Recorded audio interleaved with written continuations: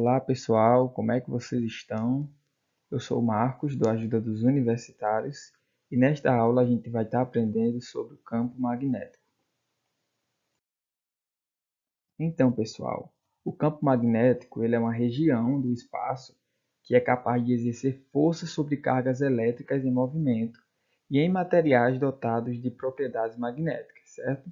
O campo magnético ele é uma grandeza física vetorial que pode ser medida em Tesla, que é o Tzinho, beleza? Tanto o campo magnético produzido pelos ímãs naturais, quanto aquele gerado por ímãs artificiais, são resultados da movimentação de cargas elétricas no interior dos ímãs. Então, quando uma partícula eletricamente carregada ela move-se, ela vai dar origem a um campo magnético. E voltando lá para as leis do eletromagnetismo, de acordo com essas leis, esse campo magnético ele vai se originar justamente da variação de intensidade do campo elétrico.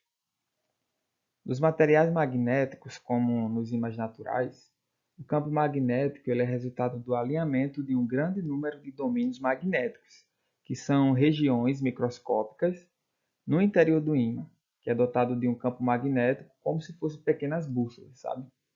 Aí a forma como os domínios magnéticos estão organizados, ele define qual é o tipo de magnetismo presente no material. E isso vamos ver agora, no próximo slide.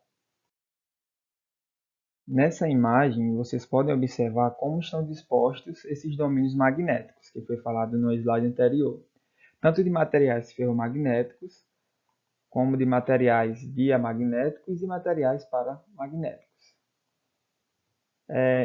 Os materiais ferromagnéticos eles são aqueles que respondem fortemente à presença de um campo magnético externo, enquanto os materiais paramagnéticos eles são levemente atraídos por campos magnéticos externos, certo? Lembrando que os ferromagnéticos eles são fortemente atraídos e os paramagnéticos são levemente atraídos. E os materiais diamagnéticos eles são repelidos pelo campo magnético.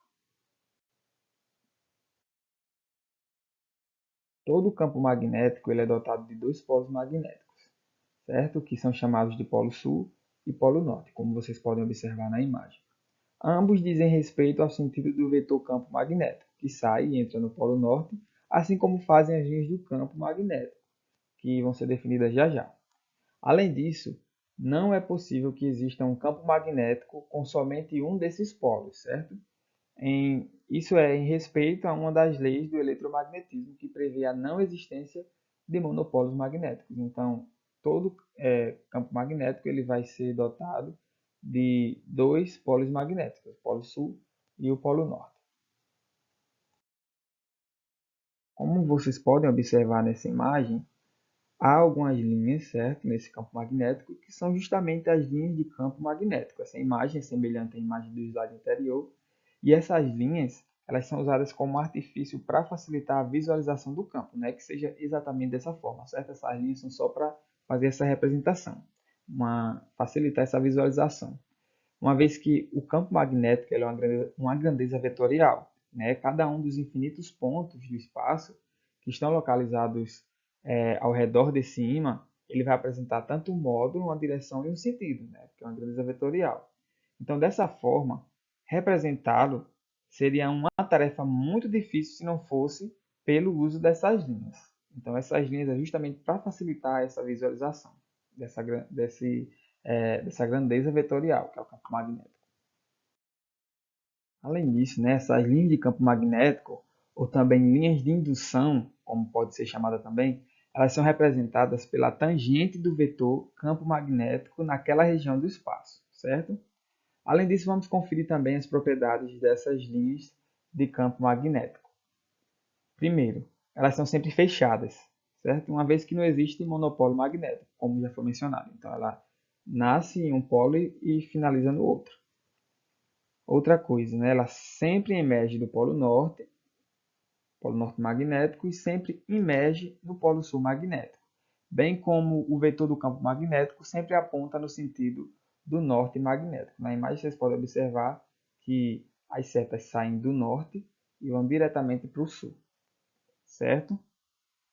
Outra coisa, a densidade delas indica a intensidade do campo magnético naquela região. Então, quanto mais densa, né, mais próximas elas estiverem, essas linhas, mais densa será.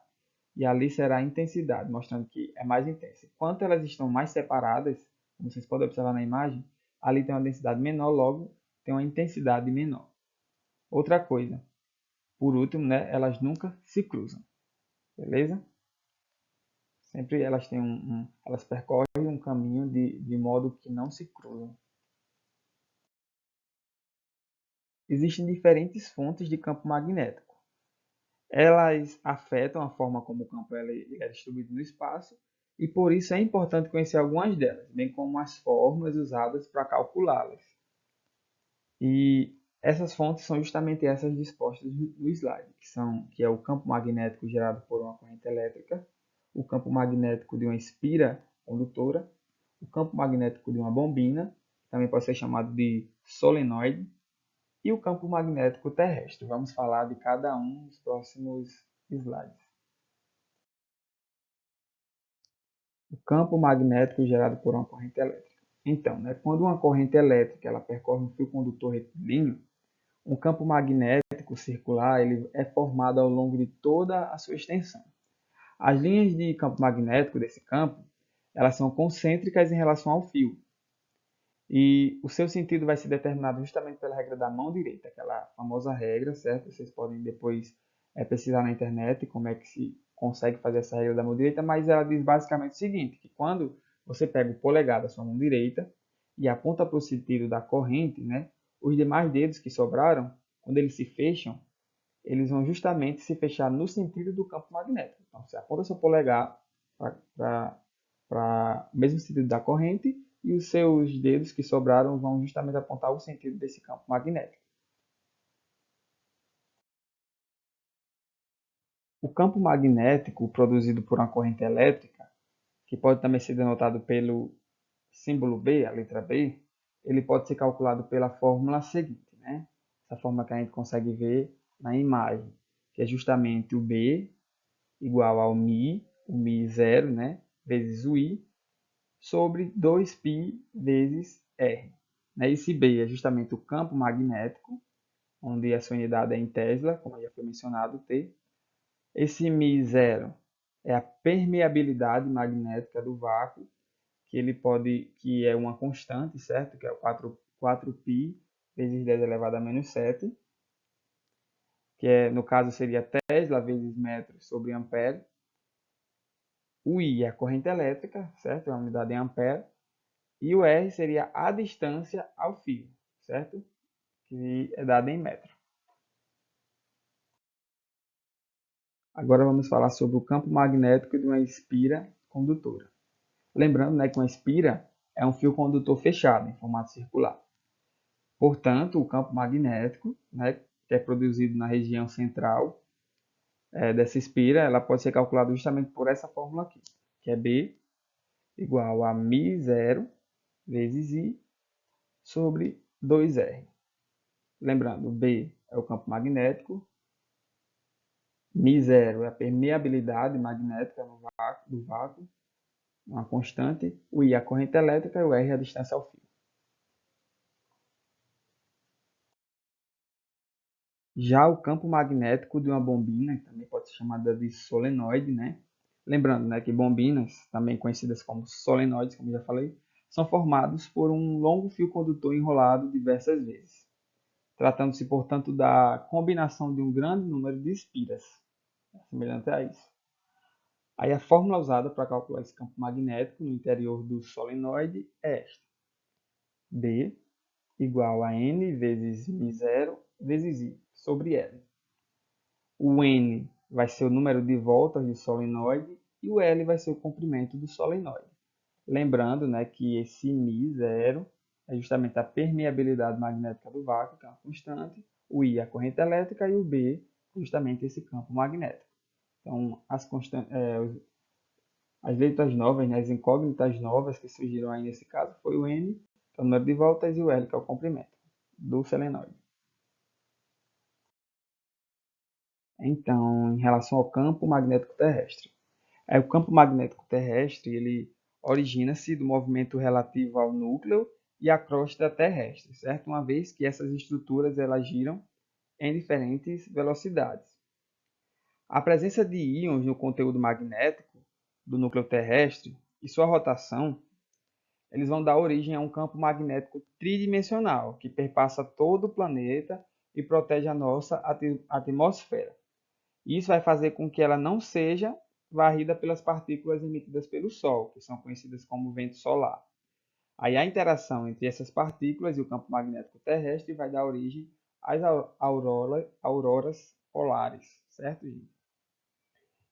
Então, aí em relação às linhas de campo magnético da Terra, né, elas emanam de uma região próxima ao Polo Sul geográfico.